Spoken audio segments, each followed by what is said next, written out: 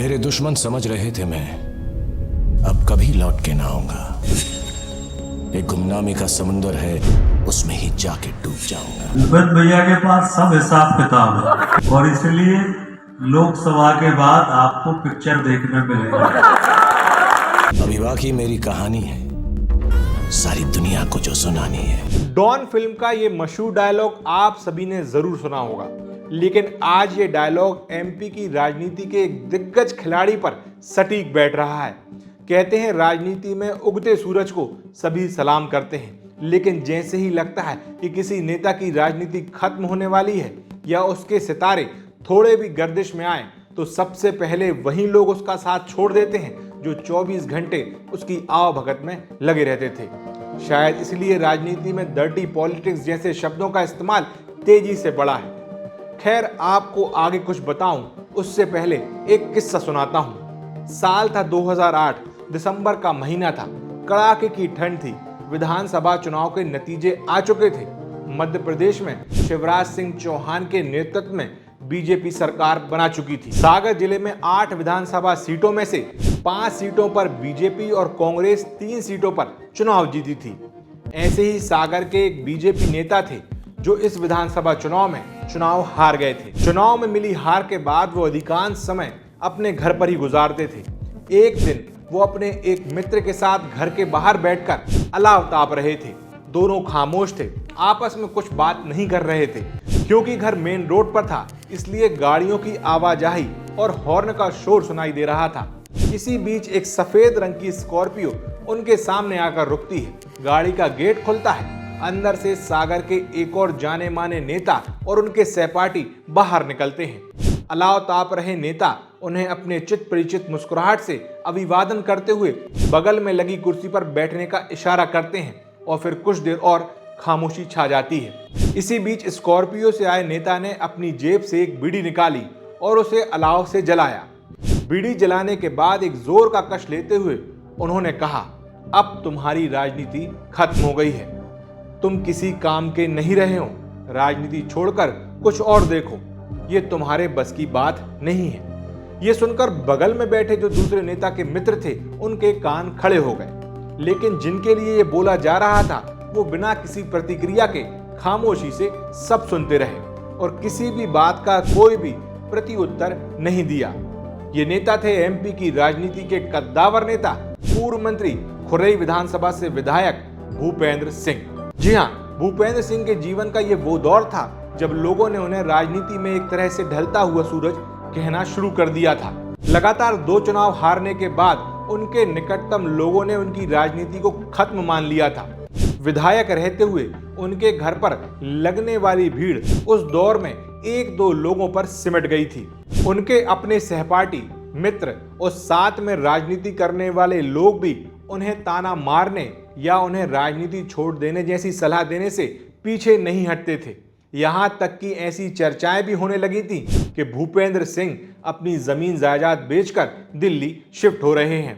कहते हैं सुख में सब साथी, दुख में ना कोई।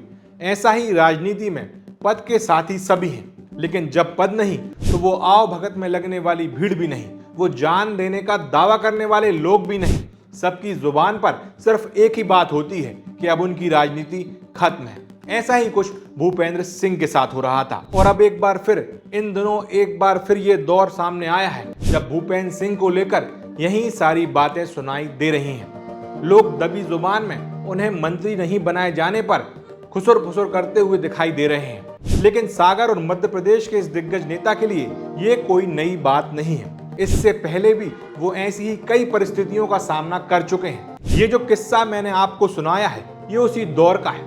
साल 1993 में सबसे युवा विधायक रहे भूपेंद्र सिंह, जिन्होंने कांग्रेस के बड़े नेता, पूर्व मंत्री, सिटिंग विधायक विट्ठल भाई पटेल, पूर्व मंत्री लक्ष्मी नारायण यादव जैसे दिग्गज नेताओं को सुर्खी विधानसभा में पटकनी दी थी। साल 1998 में एक बार फिर वो लगातार दूसरी बार चुनाव जीतकर आए थे। 2 बार विधायक और बीजेपी के दिग्गज नेता हरनाम सिंह राठौर के नजदीकी रहे भूपेंद्र सिंह का यह दौर उस वक्त का स्वर्णिम दौर था। इस दौरान उनके दरबार में लगने वाली भीड़ अपने काम कराने आने वाले लोगों का तांता लगा रहता था। इसके बाद साल 2003 में विधानसभा चुनाव आए। पूरे मध्य प्रदेश में उमा भारती की लहर थी।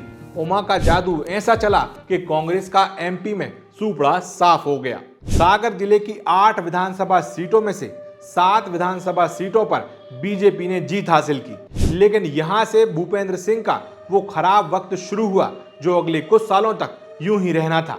वो चुनाव हार गए थे। पिछले चुनाव में जिन गोविंद सिंह राजपूत को उन्होंने चुनाव हराया था, अब उन्हें उन्हीं के हाथों हार का मुंह देखना पड़ा।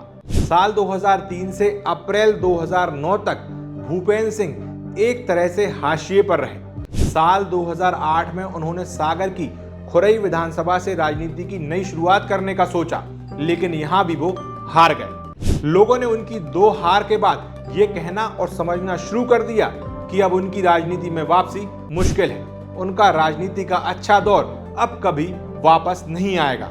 लेकिन ये भूपेंद्र सिंह थे जो अर्जुन की तरह सिर्फ मछली की आंख पर, यानी सिर्फ अपने लक्ष्य राजनीति पर फोकस रखते हैं। उन्हें किसी बात का कोई फर्क नहीं पड़ता, कोई उनके बारे में कुछ भी कहता रहे। वो जानते हैं कि उन्हें जवाब जुबान से नहीं देना है, बल्कि अपने काम से देना है। जैसे अर्जुन के कठिन समय में उनके साथ कृष्ण आए, वैसे ही भूपेंद्र सिंह के जीवन में कृष्ण की तरह तत्कालीन सीएम शिवराज सिंह चौहान आए। उन्होंने भूपेंद्र सिंह की हार के बाद भी उन्हें सागर लोकसभा सीट से बीजेपी का उम्मीदवार बनवाया और भूपेंद्र सिंह के ऊपर छाए बुरे वक्त के बादल उनकी जीत के साथ ही धीरे धीरे घटना भी शुरू हो गए। साल 2009 से 2013 तक भूपेंद्र सिंह ने सभी के दिलों में अपने लिए जगह कायम की। उन्होंने वक्त फरामोशों की पहचान की, अपनी टीम को दोबारा बनाया, एक एक व्यक्ति को ठोक पीट कर अपने खेमे में जिम्मेदारी सौंपी। 2013 में उन्हें सांसद रहते हुए खुरई विधानसभा से फिर से टिकट मिला। वो चुनाव जीते और पहली बार शिवराज सरकार में कैबिनेट मंत्री बनाए गए। इसके बाद उनकी ताकत धीरे धीरे बढ़ती गई और देखते ही देखते वो सरकार में 2 नंबर यानी नेक्स्ट टू सीएम कहलाने लगे। भूपेंद्र सिंह की ताकत का अंदाजा आप इस बात से लगा सकते हैं कि सभी फैसलों में उनकी मर्जी होना अनिवार्य हो गई। गृह और नगरीय प्रशासन, परिवहन जैसे महत्वपूर्ण मंत्रालय उनके पास रहे। कुंभ जैसा महाआयोजन उनके प्रबंधन से पूरा हुआ, जिसकी सभी ने सराहना भी की। उन्हें जब भी जो भी जिम्मेदारी सौंपी गई, उन्होंने उसे बाखूबी निभाया। इतना ही नहीं, उन्होंने अपनी विधानसभा खुरई में विकास की गंगा बहा दी और खुरई पर पैनी नजर जमाए रहे। कांग्रेस का खेमा उन्होंने एक तरह से खाली कर दिया। सागर जिले में उनकी राजनीति की जब सेकेंड इनिंग शुरू हुई, यानी साल 2009 में जब वो सांसद का चुनाव लड़े, तब से ही उन्होंने कांग्रेस के खेमे में सेंध लगाना शुरू कर दिया था। कांग्रेस के कई दिग्गज नेताओं को, जिनमें संतोष साहू से शुरू हुआ ये सिलसिला, सुशील तिवारी, सुखदेव मिश्रा जैसे अनेकों नेताओं को कांग्रेस छोड़कर उन्होंने बीजेपी में शामिल करवाया। फिर साल 2018 में जब कांग्रेस की 14 महीने के लिए सरकार बनी, तब उन्होंने तख्ता पलट में बेंगलोर में एक महत्वपूर्ण भूमिका निभाई। साल 2020 में जब मध्य प्रदेश में तख्ता पलट हुआ और शिवराज सिंह चौहान एक बार फिर से मध्य प्रदेश के सीएम बने, तो भूपेंद्र सिंह एक बार फिर पावर में आ गए। हालांकि ये वो दौर था जब सीएम शिवराज को कमजोर बताया गया। सिंधिया और नरोत्तम मिश्रा की वजह से वो सीएम है, ये बार बार उन्हें जताने की कोशिश की गई। इस दौरान भी भूपेंद्र सिंह को कमजोर समझा गया और उन्हें दबाने की या कमजोर करने की कोशिश की गई। लेकिन यहाँ 2003 के भूपेंद्र सिंह में और साल 2020 के भूपेंद्र सिंह में जमीन आसमान का फर्क था। शिवराज सिंह चौहान और भूपेंद्र सिंह की जोड़ी ने धीरे धीरे अपनी ताकत को बढ़ाया, खामोशी के साथ पूरी की पूरी बाजी पलट कर रख दी। देखते ही देखते शिवराज सिंह चौहान के तेवर वापस आ गए और भूपेंद्र सिंह दोबारा अपने उसी डेकोरम में दिखाई देने लगे। उधर साल 2022 आते आते नगरीय प्रशासन मंत्री रहते हुए भूपेंद्र सिंह हमेशा की तरह सीएम शिवराज के सबसे भरोसेमंद रहे, लेकिन उन्हें इसका खामियाजा भी उठाना पड़ा। शिवराज सिंह चौहान को लेकर केंद्र का रुख ठीक नहीं था। वो उन्हें एमपी की सियासत से दिल्ली ले जाने का मन बना चुके थे। ऐसे में शिवराज सिंह चौहान दिल्ली जाना नहीं चाहते थे। कुछ वक्त के लिए इस बात को लेकर मोदी शाह की जोड़ी का शिवराज से मनमुटाव भी दिखा। दोनों ही नेता जब भी एमपी आते, शिवराज सिंह चौहान का टेंशन बढ़ जाता।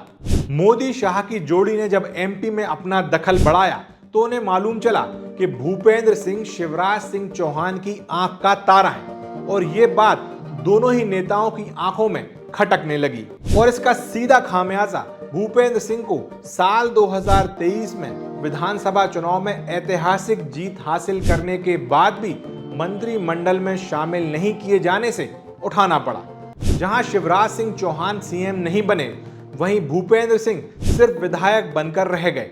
कुल मिलाकर साल 2023 में भूपेंद्र सिंह का एक तरह से राजनीति में बुरा दौर शुरू हुआ, ऐसा हम कह सकते हैं। इसके बाद शिवराज सिंह चौहान को विदिशा लोकसभा सीट से टिकट दिया गया, जिसके बाद ये साफ हो गया कि अब वो दिल्ली जाएंगे। ऐसे में भूपेंद्र सिंह के सभी विरोधी एकजुट हुए और उन्हें कमजोर करने में जुट गए। अब शिवराज सिंह चौहान केंद्र में मंत्री हैं, वहीं भूपेंद्र सिंह अब सिर्फ विधायक हैं। उनके विरोधियों और आलोचकों को एक और मौका मिल गया उनकी राजनीति पर टीका टिप्पणी करने का। कई लोग उन्हें दोबारा कभी मंत्री नहीं बनाया जाएगा ऐसा कहते सुनाई दे जाते हैं, तो कई उनका और सीएम मोहन यादव के बीच बुराई का हवाला देकर कई एक किस्से सुना देते हैं। कुछ उन्हें अगली बार टिकट नहीं मिलेगा इसकी भविष्यवाणी करते दिख जाते हैं, तो कुछ कहते हैं कि वो दिल्ली जाकर अब राजनीति करेंगे अपने राजनीतिक गुरु शिवराज सिंह चौहान के साथ। हालांकि जो लोग ठाकुर भूपेंद्र सिंह को करीब से जानते हैं, उन्हें ये बात बाखूबी पता है कि भूपेंद्र सिंह शतरंज का कोई पिटा हुआ मोहरा नहीं है।